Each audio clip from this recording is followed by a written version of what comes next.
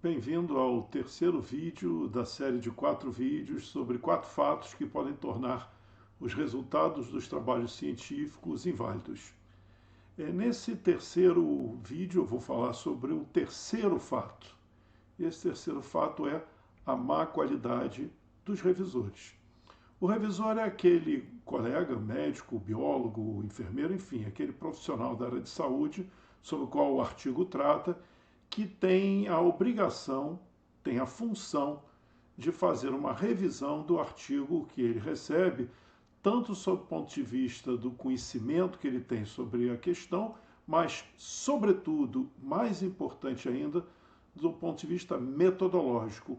Isso é um problema porque, infelizmente, muitas vezes o critério utilizado para indicar um revisor é o conhecimento que ele tem sobre aquele assunto. Então, um revisor de um artigo científico sobre um novo tratamento para insuficiência cardíaca, normalmente, muitas vezes, melhor dizendo, é indicado em função do seu conhecimento sobre insuficiência cardíaca. Quando o que se avalia num artigo científico, mais ainda do que o conhecimento que ele gera, é a questão metodológica, ou seja, se ele tem um objetivo adequado, se o delineamento metodológico para isso foi feito foi escolhido de forma certa, se os resultados têm relação com as conclusões, se os resultados foram obtidos de forma adequada, se o tratamento estatístico está correto, enfim. São aspectos que vão dizer se aquele artigo tem qualidade ou não, se os dados daquele artigo podem ser utilizados ou não. E isso ressalta mais ainda a importância de você, meu colega, que vai ler o artigo, que você saiba analisar o artigo, porque, infelizmente, muitas vezes os revisores não avaliam de forma adequada. Consequentemente, o artigo publicado tem problemas sérios. Você pode dizer assim, poxa, Marcos, mas por que você está dizendo isso? Você tem algum fato para provar isso? Tudo bem. Há um tempo atrás, 2 editores de uma revista científica escreveram um artigo, um ensaio clínico, e eles introduziram propositalmente nesse artigo problemas metodológicos, vários problemas metodológicos. E eles encaminharam esse artigo como se eles tivessem recebido para publicação. Quando o revisor recebe o artigo, ele não sabe quem é o autor e não sabe também quem é o outro revisor, o que ele vai dizer. Então é um trabalho que é feito de forma, como diz, independente e mascarada. O revisor não sabe nada a não ser o texto que ele recebe. E eles encaminharam para os revisores que habitualmente faziam essa revisão, as revisões para a sua revista, para a revista da qual eles eram editores. Eles encaminharam e 262 revisores analisaram o artigo e responderam. Muito bem. Nesse artigo, a conclusão final é que o propranolol, que é um medicamento, era superior ao placebo, que é uma substância sem nenhum efeito, como se fosse um miolo de pão.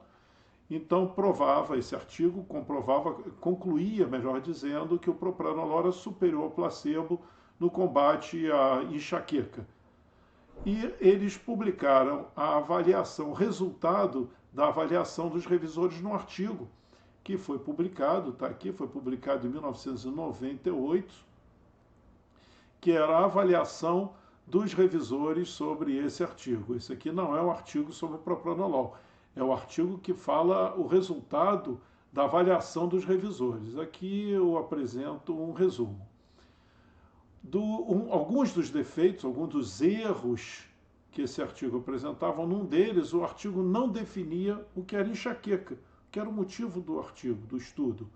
Bom, apenas 60% dos revisores identificaram esse problema. Não havia critério de exclusão, ou seja, você, quando escreve um artigo, você delineia, você descreve quais os critérios para incluir as pessoas no estudo e quais os critérios para excluir as pessoas do estudo. Bom, esse artigo não definia os critérios de exclusão. Menos da metade dos revisores perceberam isso. O artigo no ensaio clínico, porém, não foi randomizado. O que é randomização? É quando você designa aleatoriamente, ao acaso, o sujeito para um braço do estudo, no caso aqui para tomar o propranolol, ou o sujeito para o outro braço do estudo, aqueles que tomariam placebo. Isso tem que ser feito de forma aleatória, ao acaso. num processo que nós conhecemos como randomização. Apenas 30%, um terço dos revisores perceberam que o ensaio clínico não tinha sido randomizado, ou seja, se ele não foi randomizado, ele não pode ser chamado de ensaio clínico, que o ensaio clínico, por definição, ele é randomizado. Não havia mascaramento, ou seja, os colegas, os médicos que avaliariam os pacientes, eles sabiam quem tinha tomado o medicamento ou o placebo. Eles não eram, era um estudo que não era mascarado, não era cego, e ele tem que ser mascarado nesse caso. A escala de dor não estava padronizada, enfim.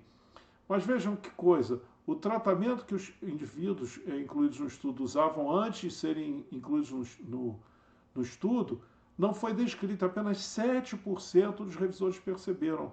Veja bem, os valores de P é uma coisa muito simples metodologicamente, do ponto de vista de bioestatística falando, eles estavam corretos em apenas estavam incorretos e apenas 0,5% dos revisores perceberam. Agora, mais grave do que isso tudo junto, os resultados não corroboravam as conclusões, ou seja, as conclusões do artigo, elas estavam dissociadas dos resultados do artigo.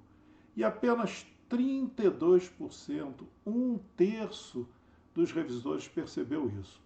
Enfim, eu acho que esse artigo mostra, e obviamente que eu não posso garantir que isso é aplicável a todas as revistas, porque esses foram os revisores de uma revista, mas é possível, mais do que isso, é provável que a maior parte dos revisores tenham um resultado semelhante a esse. Porque não há, quando você é convidado para ser revisor de uma revista, e eu fui revisor, ainda sou de algumas, mas fui de muitas, ninguém faz um curso, ninguém padroniza, simplesmente você recebe o convite para ser revisor e pronto. E isso é baseado na avaliação do editor. É uma coisa muito difícil de se entender que seja feita dessa forma, mas é assim. Eu acredito que tanto esse vídeo, o terceiro vídeo, como o segundo vídeo, o primeiro, já deixam claro para você que é fundamental que você saiba ler um artigo científico, você saiba avaliar essas questões que eu levantei aqui, porque não tenha a expectativa de que o revisor fez o seu trabalho de casa, que o revisor e o editor fizeram isso para você. Muitas vezes eles não fazem, mesmo em revistas muito importantes. E no próximo quarto vídeo eu vou falar sobre problemas metodológicos. Eu vou descrever alguns problemas simples de serem identificados, e provavelmente não vai caber em um só vídeo, eu farei alguns vídeos descrevendo problemas metodológicos e mostrando a você como você vai poder fazer isso facilmente.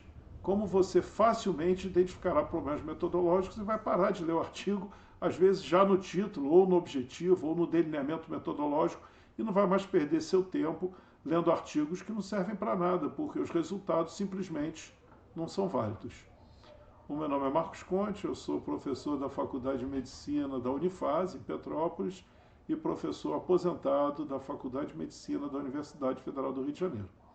Até o próximo vídeo.